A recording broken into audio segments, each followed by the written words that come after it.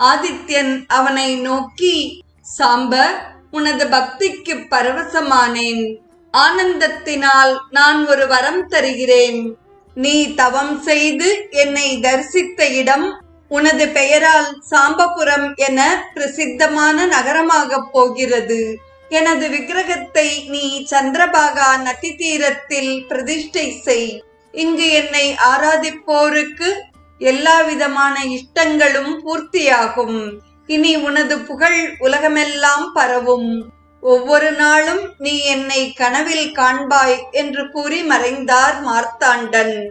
இந்த கதையை கேட்பவரும் படிப்பவரும் சாம்பன் செய்த ஸ்துதியை ஜபிப்பவரும் கண்ணோய் முதலிய எல்லா நோய்களுக்கும் ஆளாக மாட்டார்கள்.